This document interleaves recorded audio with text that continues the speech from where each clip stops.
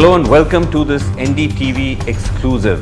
At a time when the BJP is on the march across the country, is there trouble brewing in one of its bastions in the south in Karnataka, where Chief Minister Basavaraj Bommai is in the eye of a storm? He joins me exclusively on NDTV. Thank you very much indeed, Chief Minister, for speaking to us.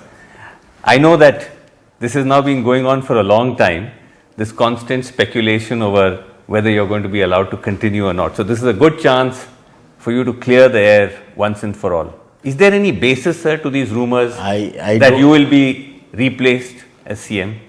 I don't think I need to clear the air because there is no such air, basically. The political speculation has become media speculation. It is for media to watch. Okay. And they should do their investigation much more in the right perspective because nothing is happening, and every second month it picks up. There might be some propellers, but that doesn't mean that media should catch up. Right. Hence, I don't need to clear any air. So you are very clear. There is no question of any change. I am a Sthita Prajna. I know the truth, and all these speculations always motivated to me to work harder and harder and harder. So in other words, you're saying, I'm enjoying them. So you're enjoying the speculation. But in simple terms, you're saying, sir, there is no question of your being removed or replaced. That's what, nothing is there. Nothing is there. Nothing is there. Okay. So where is then, sir, this constant noise coming from? Because some of it you will accept also is coming from your own, from the BJP quarters also. That's what I'm telling. There will be some propulations for any chief minister. But the activism which aftermath of that is trying to take it too far along. But however, truth is truth. And every time it has been proved that such speculations are wrong. Are baseless. And further also they will be proved wrong. So I need not really waste my time, my energy on this. That's why I said I take motivation from this, work more hard, because I have a goal which has been set by my Honorable Prime Minister and my leader Amit Shah and our President Naddaji to see that 2023 BJP wins Karnataka, and Karnataka is the gateway for South India. Right. In fact, we have discussed in our national executive Mission Dakshin. And in Mission Dakshin, Karnataka plays a very important role. Very important. And I am aware of it. Having been in politics for the last 3-4 decades, I am aware of it. So I know my responsibilities. No, fair enough. Sir, I think one of the reasons also why these rumors don't fully die out is because in previous examples, there is this constant denial that no change will happen. And then abruptly it happens, like it happened with Mr. Yediyurappa. Went on saying there will be no change. And then suddenly out of the blue, he was dropped. Every day is not Sunday. Every day is not Sunday. It was not because of the rumors, this thing. He volunteered. He had made his mind that after 2 years completion, he said, I am going to give it up. I said that I will be there for 2 years. That 2 years, on the day of his completion, he relinquished his post. Right. And he said, normally 75 years is this thing. Our leadership is really kindly enough to me extend up to 78. Right. So it is my moral responsibility to give it up and let the other youngsters take this party forward. Okay. Let us give the chance. So it is not because of speculation. It was the decision of Yediyurappa. It was Yediyurappa's own decision. Voluntarily and very considered thought he had given, and he has done it for the better of the future of the party. So when the Congress says that you are a puppet chief minister, it is actually Mr. Yediyurappa who's controlling from the back. To that you would say what? To give the right credit to Yediyurappa. He normally never ever interferes in the day-to-day affair. Okay. He might talk to me certain developmental issues and certain programs which are very close to his heart. But in day-to-day affairs, he never interferes. Secondly, I take inspiration from him, from his programs, and he's a very much mass leader. Seasoned. So he has got reports from the ground level. So we discussed that.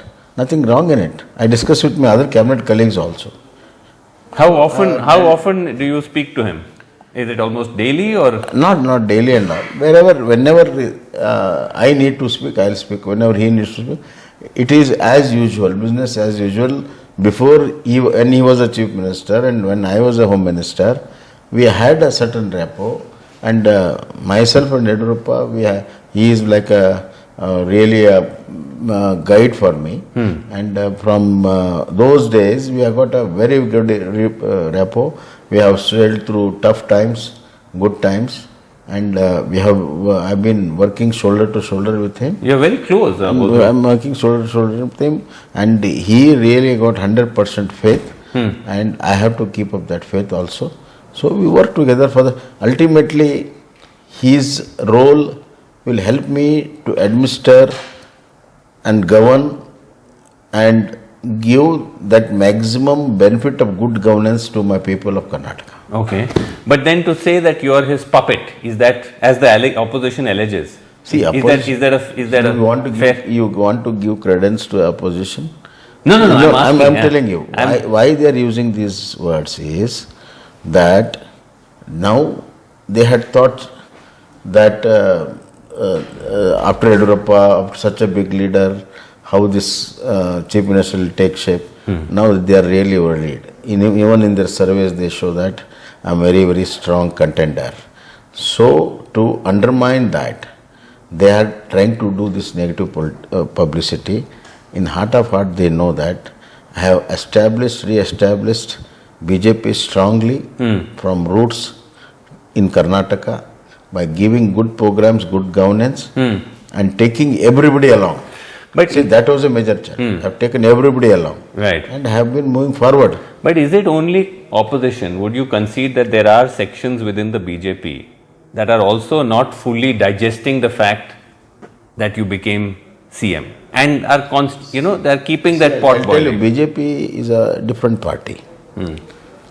BJP is a cadre-based party, and lot of tough decisions are taken.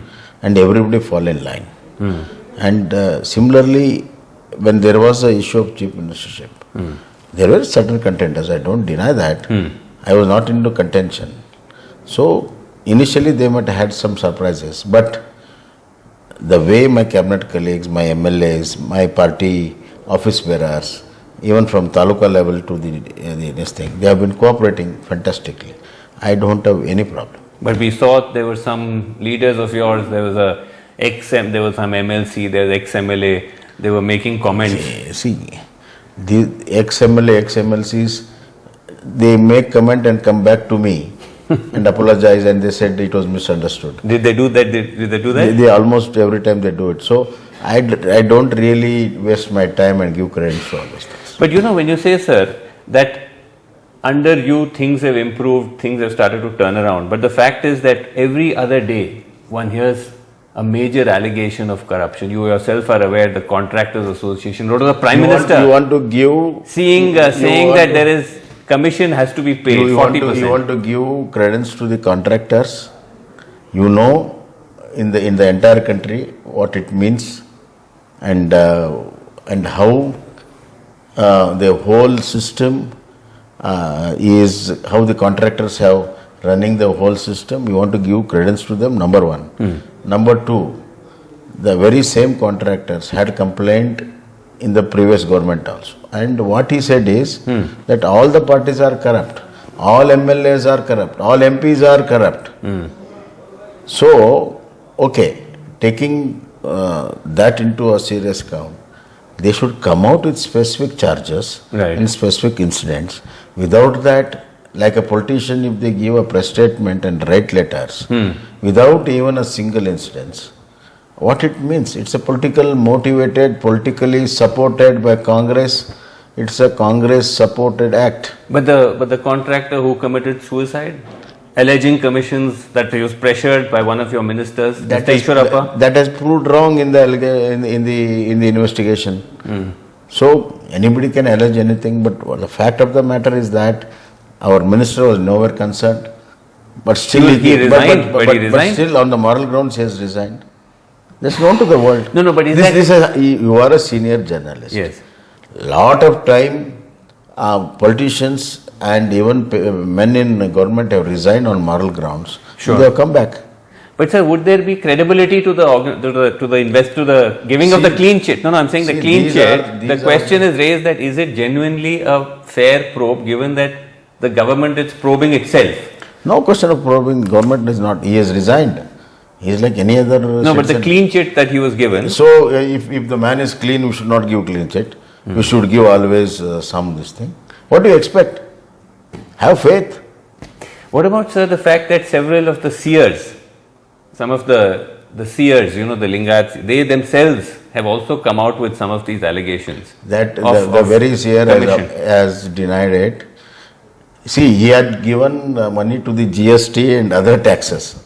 And if other taxes paid, if he thinks that is the percentage, okay, I think we should really put an end to all these nonsensical things. So you're saying corruption is not an issue?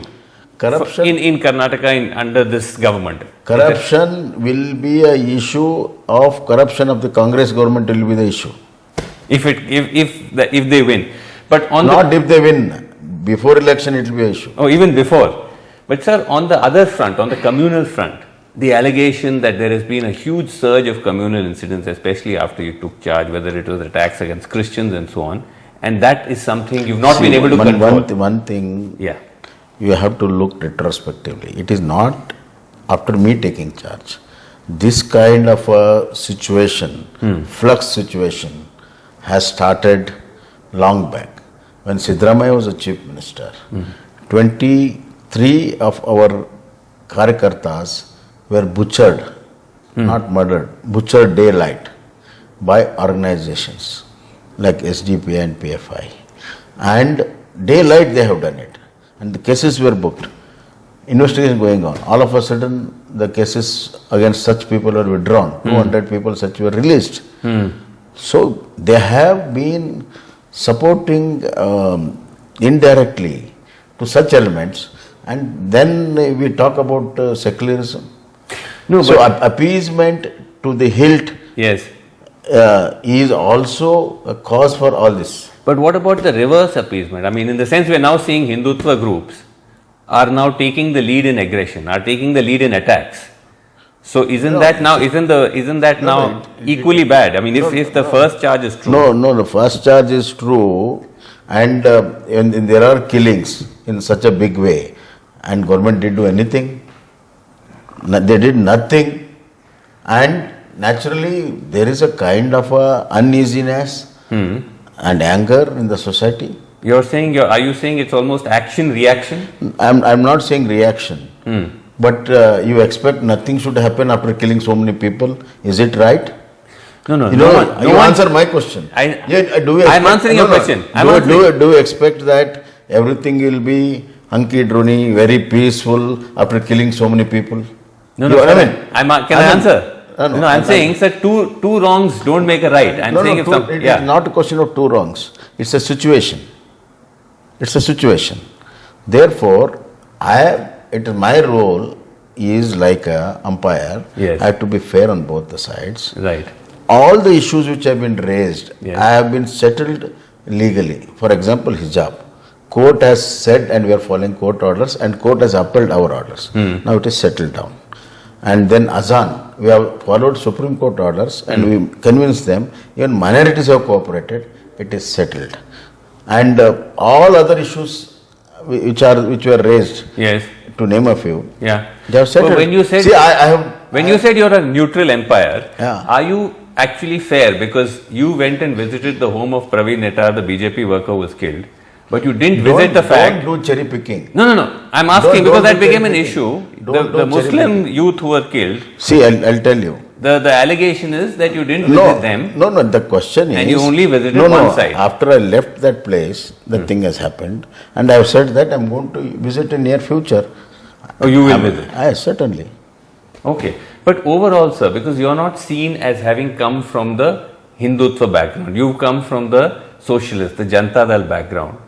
But this kind of uptick of communalism and all of that we are seeing, is there pressure? That's the perception. That is there pressure on you to, in a sense, further the Hindutva agenda, even though it may not be in your own political DNA? See, I don't know why you are taking it, putting on me so personal. See, I am a chief minister of a state, and if something happens, I have to take control of the situations. It's a situational administration which has got so many dimensions and repercussions, but however, I have been steadfast following the rules, regulations, Supreme Court orders, and I have been trying to settle the matters. I am successful in this thing. I am confident. No, like the anti-conversion law. No, once again. I'll tell you. I'll answer all your questions. This is a standard question. You press guys are questioning for last 1 year. You don't see anything in Karnataka. I got highest FDI investment. Investment in Karnataka, highest at 38%.